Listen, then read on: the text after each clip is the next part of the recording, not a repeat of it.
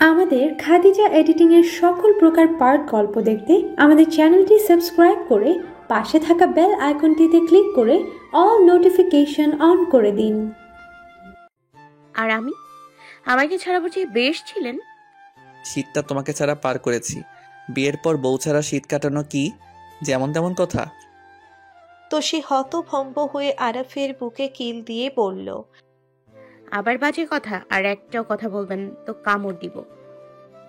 আরাফ তোষির কানের কাছে মুখ নিয়ে বলল, দাও, সুমন সুযোগ তোমার জন্য হাতছাড়া করা কিন্তু বোকামি হবে।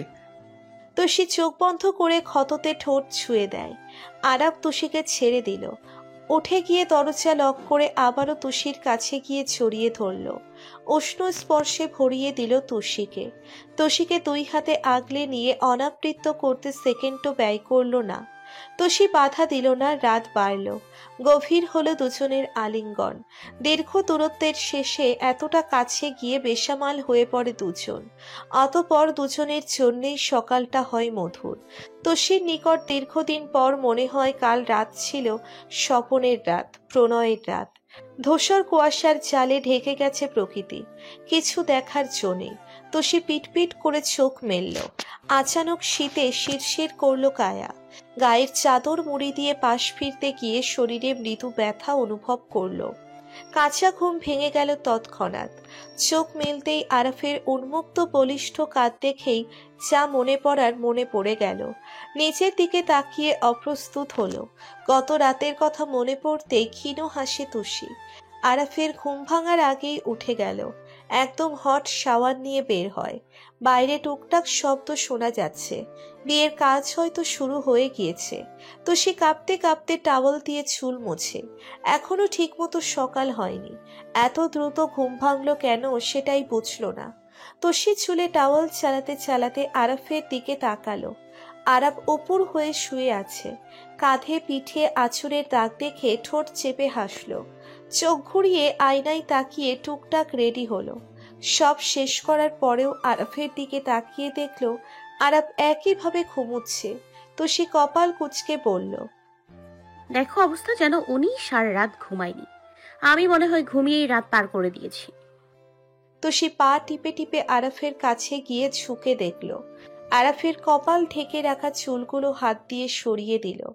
মৃদু হাসলো আবারও, কিন্তু তখনই শয়তান নেড়েচেড়ে উঠল তোষিকে। তোষি চোখ মুখ উজ্জ্বল করে বাঁকা হাসলো। আরাফের ঘন চুলে হাত বুলিয়ে বলল, আমাকে এতদিন দূরে রেখে গত রাতও জ্বালিয়েছ তাই না? এবার দেখো বাছা ধন কি করি। তোষি উঠল। ড্রেসিং টেবিলের ড্রয়ার হাতড়ে মেকআপ বক্স বের করলো। অতঃপর ফলস হেয়ার বের করে পা টিপে টিপে দ্রুত আরাফের পাশে গিয়ে বসলো। মেকআপ বক্স থেকে বের করে আইশ্যাডো ব্লাশার সারা মুখে লাগিয়ে দিল। লাল টকটকে রঙের একটি লিপস্টিক ঠোঁটের চারদিকে ভরিয়ে দিতেই পেট ফেটে হাসি আসলো। নিজেকে সামলে লম্বা ফলস হেয়ারটা আরাফের মাথায় পরিয়ে দিতেই আরাফ নড়ে চড়ে উঠল। তোষি হকচকিয়ে সবগুলো চাদরের নিচে লুকিয়ে ফেলল। আরাফ চোখ মুখ কুঁচকে তাকালো। তোষিকে দেখে মৃদু হাসলো। সেই হাসিতে দম ফেটে যাওয়ার উপক্রম তোষির। কোনো মতে হাসি থামিয়ে বলল, গুড মর্নিং। আরাফ তোষির হাত ধরে টেনে নিচের পাশে শুইয়ে দিল। কাত হয়ে তোষির দিকে ঘুরে বলল, ভেরি গুড মর্নিং। তোষি ঠোঁট জোড়া নাড়িয়ে বলল, আপনাকে অনেক হ্যান্ডসাম লাগছে। কবেই বা লাগেনি? I am always handsome. Toshi গা দুলিয়ে হেসে ফেলল। কৌতুকের সুরে বলল, হ্যাঁ, পিঙ্ক হেয়ার আর টকটকে লাল লিপস্টিকে আপনাকে দারুণ হ্যান্ডসাম লাগছে। আরাফের ভ্রু কুঁচকে এলো। তোষির দিকে অদ্ভুত দৃষ্টি ফেলতেই তুষি হো হো করে হেসে ফেলল। আরাফ কিছু না বলেই লাফিয়ে বিছানা থেকে নেমে গেল। আয়নার সামনে দাঁড়িয়ে নিজের এই অদ্ভুত বেশভূষা দেখে চমকে গেল। মাথা থেকে চুল টেনে কটমট দৃষ্টি ফেলতেই তুষি থামিয়ে নিল। কিন্তু আরাফকে এভাবে দেখে আবারও হেসে ফেলল আরাফ। রাগে ধমকে উঠল, এসব কি ফাজিল মেয়ে? টেনে একটা লাগাবো। কি ধরনের ফাজলামো এসব? তুষি হাসতে হাসতেই বলল, কিসের ফাজলামো? এটা আপনার শাস্তি। তবে আপনাকে যে মেকআপ করলে মারাত্মক সুন্দর লাগবে। তাহলে বিয়ের দিন আমার সাথে সাথে আপনাকেও সাজিয়ে দিতে বলতাম। আরাব কড়া চোখে তাকালো, দাঁতে দাঁত নিষ্পেষণ করে বলল। তাই না, দেখাচ্ছি, দাঁড়াও। আরাব বিছানায় দিকে এগিয়ে যেতেই তুষি ঠোঁট কামড়ে লাফিয়ে উঠল। তারপর দরজার দিকে যেতে যেতে বলল, আমার লাল টকটকে বর, দামে কম, মানে ভালো, কাকলি বর। তুষি দৌড়ে ঘর থেকে বেরিয়ে গেল। আরাব চোয়াল শক্ত করে বলল, বাদর একটা। কালচে মেরুন রঙের বেনারসি শাড়ি পরেছে ইলো। শাড়িতে রূপার গোল্ডের সুতোর কাজ, কলকির মাঝে মাল্টি কালারের সুতা দিয়ে মিনা করা। ব্রাইডাল মেকআপে মুখশ্রীতে আলাদা মাধুর্যের রেখা। ভর্তি গহনা, পাশাপাশি দুটো স্টেজ করা হয়েছে, মাঝে পর্দা দেওয়া। ঠিক তেমনি আরাফ আর তুষির বিয়েতে হয়েছিল। ইফাস রেডি হচ্ছে, পার্ল হোয়াইট রঙের শেরওয়ানি আর চুড়িদার পরেছে। গালের খোঁচা খোঁচা দাড়িগুলো সেট করে কাটা, চুলগুলো পরিপাটি, নীলাভ চোখজোড়া। নিজেকে আয়নায় পরিপূর্ণ রূপে দেখে নিল। অধর বিস্তার করে হাসে ইফাস। এই দিনটির জন্য সে কত কাল অপেক্ষা করেছে, কতগুলো বছর, আজ সেই দিনটাই চলেই এসেছে। দরজায় কড়া নাড়ায় ইফাস সচকিত হয়। ঘাড় ঘুরিয়ে তাকাতেই দেখল ইরা বেগম এবং ইফতা একসাথে ঘরে এসেছে। ইফাস ইফতার দিকে কড়া চাহনিতে তাকিয়ে রইল। ইফাসের সেই চোখে ইলা বেগম ইফাসকে উদ্দেশ্য করে বলে, রেডি হয়েছ? স্টেজে যেতে হবে কিন্তু এখন। ইফাস মুচকি হেসে বলে, হ্যাঁ রেডি। আরাফ আর রিদ এলে একসাথে যাব। ইলা বেগম মৃদু হাসেন। ঘর থেকে চলে যেতেই ইফাস দুহাতে মায়ের কাঁধ ধরে দাঁড় করায়। মুগ্ধ চোখে মায়ের দিকে তাকিয়ে থেকে বলে, তোমার সৌন্দর্য দিনকে দিন বেড়েই যাচ্ছে। তোমার গা থেকে মা মা গন্ধ আসে কেন বলো তো? যে কেউ দেখলেই বলবে তুমি ইফাজের মা। ইলা বেগম হেসে দেন ছেলের কথায়। মৃদু হেসে বলে, আমি তো মাই। ইফাস একটু ঝুঁকে মায়ের কাঁধ টেনে জড়িয়ে ধরে। ইলা বেগম একটু আবেগী হয়ে বলেন, কত বড় হয়ে গেছিস তুই। আজকে কিনা তোর বিয়ে ইফাস। ইফাস আরো নিবিড়ভাবে জড়িয়ে ধরে মাকে ধীর কণ্ঠে বলতে থাকে, মা এবং স্ত্রী দুজনেই একজন পুরুষের জীবনে গুরুত্বপূর্ণ অংশ। একটা ছেলের জীবনধারা প্রবাহিত করতে এ দুজনের কোনো বিকল্প নেই। একজন পৃথিবীর মুখ দেখায় আর একজন সন্তানকে পৃথিবীর মুখ দেখায়। একজন আমাদের ধর্ম শেখায় আর একজন ধর্ম পূর্ণতা পেতে সাহায্য করে। একজনকে অবহেলা করে অন্যজনকে প্রাধান্য দেওয়া কখনোই উচিত নয়। সেক্ষেত্রে আমি ভারসাম্য বজায় রাখার চেষ্টা করব। অনেকের মায়েরাই ভাবে বিয়ের পর ছেলেরা পাল্টে গিয়েছে, আগের মতো নেই, আগের মতো খাওয়া দাওয়া করে না। অথচ জীবনযাপনে আর খাদ্যাভ্যাসে পরিবর্তন আসা স্বাভাবিক। অনেক মাই ভুল বোঝেন ছেলেকে পরিবর্তনে বাস্তব। এটা মেনে নিলেই কিন্তু সুখের সংসার। ছেলে ভালো থাকুক, সুখে থাকুক, সব মায়েরাই চায়। সেক্ষেত্রে কোনো বিষয় নিয়ে অভিমান না করে ছেলের বউয়ের সাথে কথা বলে প্রবলেম সলভ করা যায়। এ যুগের শিক্ষিত মেয়েরা আশা করি বুঝবে। আর যে কোনো সম্পর্কে শ্রদ্ধাবোধ অনেক বড় একটা বিষয়। বুঝতে পেরেছো মা আমি কি বলতে চাইছি? ইলা বেগম তৃপ্তিকর হাসলেন। তার ছেলে কি বলতে চাইছে সে খুব ভালো করেই জানে। সংসারে অশান্তি হওয়ার আগে থেকেই সচেতনতা বাড়াতে এ কথাগুলো বলছে ইলা বেগম। আশ্বাস দিয়ে বলেন, বুঝছি রে আমার বাবা, এবার তাড়াতাড়ি চল, আমি রিদ আর আরাফকে পাঠাচ্ছি। ইফাস মুচকি হেসে মাথা নাড়ায়। ইলা বেগম চলে যেতে ইফতা সূক্ষ্ম শ্বাস ফেলে ইফাসের দিকে তাকায়। ম্লান কণ্ঠে বলে, সব দিক তো বেশ সামাল দিতে শিখেছিস। ইফাস তীক্ষ্ণ নজরে ইফতার দিকে তাকায়। গম্ভীর কণ্ঠে বলে, সব দিক সামাল দিতে পারলে আজকে তুই এখানে থাকতি না। আমি এখানে থাকলে সমস্যা কোথায়? আমি কি ভিলেনদের মতো তোর বিয়ে ভাঙতে যাব নাকি? ইফাস নিরুদ্বেগ ভঙ্গিতে বলে। মেবি। ইফতা হতবাক হয়ে যায়। বিরক্তি প্রকাশ করে পাগড়ি বিছানায় রেখে বলে, তোর যা ভাবার ভাব, আমার কিচ্ছু বলার নেই। তোকে আমি ভালোবাসি ইফাস, তোর ক্ষতি আমি চাইনি আর কখনো চাইবো না। সো গো অ্যাওয়ে, আমার জীবন থেকে চলে যা। আমি থাকলে সমস্যা কোথায় Ifas? Because I don't want to see the shadow of the characterless girl like you and ইলু। ইফতার চোখ বন্ধ করে রাগ নিবারণ করলো। রাগের বশে একটা ভুল করেছিল, তাও ইফাসের উপর রেগেই আর আজ এর জন্য চরিত্রহীনের তকমা গায়ে লাগিয়ে দিল ইফাস। ইফতার রুষ্ট চোখে ইফাসের দিকে তাকিয়ে থেকে ঘর থেকে চলে যায়। ইফাস লম্বা শ্বাস টানে। এইসব চরিত্রহীনদের দেখলেই গা জ্বলে ওঠে তার। বিয়েটা সম্পন্ন হয়েছে একটু আগে। ইলু আর ইফাসের মাঝের পর্দা আর নেই, তাদের অন্তর্ভেদেই তো আর কোনো পর্দা নেই। মিলেমিশে গেছে এক পবিত্র বন্ধনে। ইলু আর ইফাস স্টেজে পাশাপাশি বসে আছে। সবাই একটু পর পর এসে ওদের সাথে ছবি তুলে যাচ্ছে। ইলুর কান্নায় ভেঙে পড়তে ইচ্ছে করলো। বিয়ের সময় বাবার সঙ্গটা সব মেয়ে যায়, কিন্তু সেখানে তাকে কিছু ভিডিও কলে কথা বলতে হয়েছে। তোষের বিয়ের সময়ও বাবার আগমন ঘটেনি, আর এবার চেষ্টা করেও টিকিট কাটতে পারেনি।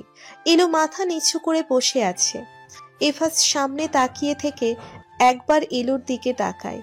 ইলুকে সম্পূর্ণ দেখে মৃদু হেসে বলে, মন খারাপ করে থাকবে না চন্দ্রা, আমার সামনে মন খারাপ করলে কিন্তু আমি রাগ করব। ইলু ফট করে ইফাসের দিকে তাকালো, কয়েক পলক তাকিয়ে থেকে বলল, বাবাকে ছাড়া একটা মেয়ে বিয়ে করলে ঠিক কেমন লাগে কিভাবে বুঝবেন? এই সময়টা বাবাকে পাশে চাই প্রতিটা মেয়ে।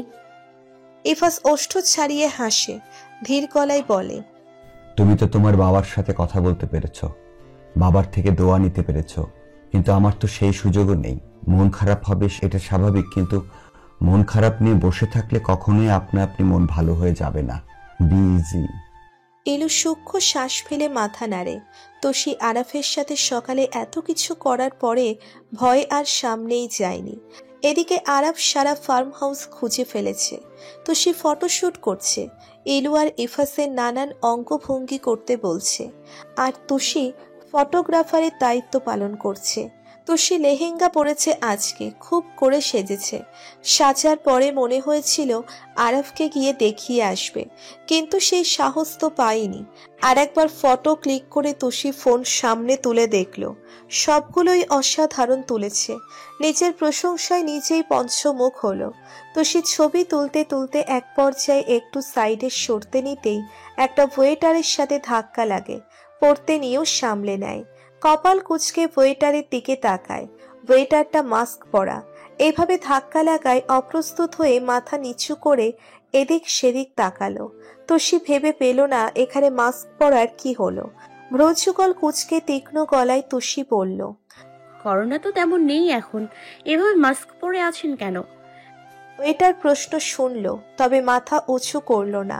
গলার খাদে নামিয়ে বলল, আসলে ম্যাম, আমাকে অনেক জায়গাতে যেতে হয়। করোনা তো পুরোপুরি শেষ হয়নি, আমার দ্বারা যদি কেউ আক্রান্ত হয়ে যায় তাই সচেতনতা। তোষি ভাবলো একবার বিশ্বাস করবে না, পরক্ষণে ভাবলো হয়তো বেশি সচেতন। তোষি গাল এলিয়ে হেসে বলল, আপনাকে অস্কার দেওয়া উচিত, আপনি দেশের ভবিষ্যৎ। আচ্ছা যাই হোক, সাবধানে কাজ করুন, কারোর গায়ে যাতে না পড়ে। মাথা নেড়ে দ্রুত চলে যায় সে। তোষি ফোন দেখায় মনোযোগী হলো আবারও। আরাপ খুঁজতে খুঁজতে স্টেজের দিকে এসে তোষিকে পেয়ে গেল। চোখ গরম করে তাকিয়ে থাকলো তোষির দিকে। তোষি ছবি দেখতে দেখতে সামনে তাকাতেই আরাফকে দেখলো। মুখের হাসি গায়েব হয়ে গেল সাথে সাথে। আরাফ চোয়াল শক্ত করে এগিয়ে আসতে গেলেই তোষি দৌড়ে স্টেজে উঠে যায়। ইফাসের পাশে বসে পড়ল সাথে সাথে। আরাফ কড়া চোখে তোষির দিকে তাকিয়ে থাকে। তোষি আর চোখে তাকিয়ে ঢোক গেলে। ইফাস তোষিকে উদ্দেশ্য করে বলে, কি ব্যাপার শালিকা, কোনো সমস্যা? তোষি জোরপূর্বক হেসে বলল, না, কিসের সমস্যা? আমি তো আপনার সাথে কথা বলতে এসেছি। বিয়েটা হুট করে হয়ে যাওয়ায় তো কথাই হয়নি, তাই আর কি কথা বলতে এলাম। ইফাস মৃদু হেসে বলল, তুমি না জানলেও আমি কিন্তু জানি। কিভাবে কিভাবে? ইফাস চোখ টিপে বলল, সিক্রেট। তোষি বলার জন্য কথা পাচ্ছে না। এদিকে আরাফও সরছে না কিছুতেই। তীক্ষ্ণ নজর তোষির দিকে স্থির করে বুকে দুহাত গুছে দাঁড়িয়ে আছে তোষি। শীতল ঢোক গিলে ইফাসকে বলল, আমিও জানি আপনার ব্যাপারে, আপনি নাকি উকিল হতে চেয়েছিলেন। ইফাস ঝরা হাসে, বলে, তাহলে তো আপনার অ আ রস্যই দীর্ঘই পড়তে হতো না। ইভাস মৃদু হাসে। এলো ভ্রুকুচকে বোনের দিকে তাকিয়ে আছে। এই মেয়ে এমন অদ্ভুত অদ্ভুত কথা বলে কেন? তুষি শুকনো হেসে সামনে তাকিয়ে আরাফকে আর দেখলো না। দম ছাড়ে এবার। যাক, আপাতত তো বাচ্চা গিয়েছে। এর মাঝেই নিশাত এসে তুষিকে বলল মিসেস অনিন্দিতা নাকি ডাকছেন। তুষি নিশাতের কথা মতো উঠে গেল স্টেজ থেকে। নিশাত তুষির যাওয়ার দিকে তাকিয়ে বলল, সরি রে তুষি, কিন্তু ভাইয়ার কথা না মানলেও বকা খেতে হবে। তুই যে কেন ভাইয়াকে রাগিয়ে দিস? নিশাত উষ্ণ শ্বাস ফেলে স্টেজ থেকে নেমে যায়। নিশাতের মন বড্ড বেশি খারাপ লাগছে। হৃদ গত রাত থেকে মনমরা হয়ে আছে। কারণ জিজ্ঞাসা করলেও উত্তর পায়নি। নিশাত চিন্তা করলো সে গিয়ে সরাসরি জিজ্ঞেস করবে কি হয়েছে। তার জানার অধিকার আছে। নিশাত শাড়ির কুচি সামলে ঘরের দিকে এগিয়ে গেল। হৃদ ফোনে কথা বলতে ঘরে গিয়েছিল, আর এখনো নিচে নামেনি। নিশাত সিঁড়ি পেয়ে উপরে উঠল। বাদিকে ঘর তাদের। ঘর পর্যন্ত যেতেই ভ্রু কুচকে এলো নিশাতের। একজন ওয়েটারকে ঘরের সামনে দাঁড়িয়ে থাকতে দেখে নিশাত এগিয়ে গেল। ক্ষীণ সুরে বলল, আপনি এখানে কি করছেন? কোনো সমস্যা? ওয়েটার দ্রুত মাস্ক ঠিক করলো। আড়ষ্টতা নিয়ে অন্য পাশে ঘুরে গেল, নিখুঁত কণ্ঠে বলল, নো প্রবলেম ম্যাম, এদিকে ঘরটা একজন গেস্ট ছিল, তাই ভাবছিলাম গিয়ে একটু ড্রিঙ্ক দিয়ে আসি। যাবো নাকি যাবো না সেজন্য দাঁড়িয়েছিলাম। নিশাত স্বাভাবিকভাবে বলল, আচ্ছা, আপনি ওটা আমার কাছে দিন, আমি নিয়ে যাচ্ছি। আর আপনি নিচে যান, গিয়ে দেখুন কারো কিছু লাগবে কিনা। জি ম্যাম। নিশাতের হাতে চোজ দিয়ে ওয়েটার চলে যায়। নিশাত ছোট্ট শ্বাস নিয়ে ভেরানো দরজা খুলে দেয়। ভেতরে গিয়ে কাউকে না পেয়ে ব্যালকনির দিকে যায়। হৃদ রেলিংয়ে ঠেস দিয়ে দাঁড়িয়ে আছে। ও আর নজর বাইরে কোথাও। নিশাত জুসের গ্লাস টেবিলে রেখে ধীর পায়ে এগিয়ে যায়। হৃদের পাশে চিন্তিত মুখে দাঁড়িয়ে থাকে। হৃদ নিশাতকে খেয়াল করেনি তখনও। নিশাত মৃদু স্বরে ডাকল, শুনছেন? কোনরূপ পরিবর্তন হলো না হৃদের। নিশাত বিচলিত হয়ে হৃদের কাঁধে হাত রেখে গলার স্বর বাড়িয়ে বলল, হৃদ শুনছেন? হৃদ চমকে যায়। ঘাড় ফিরিয়ে পাশে তাকিয়ে নিশাতকে দেখে বলে, তুমি এখানে কখন এসেছো? এই তো এলাম। আপনি এখনো রুমে কি করছেন? নিচে যাবেন না? হৃদ আবারও বাইরে তাকালো। শান্ত কণ্ঠে বলল, না, ইলুর বিদায়ের সময় ডেকো, এখন নিচে যেতে ইচ্ছে করছে না। নিশাত চিন্তিত মুখে দাঁড়িয়ে রইল। হৃদের এমন শান্ত আচরণ তার নিকট ভালো ঠেকছে না কিছুতেই। হৃদ যে কোনো কারণে চিন্তিত সেটা বুঝতে পারছে।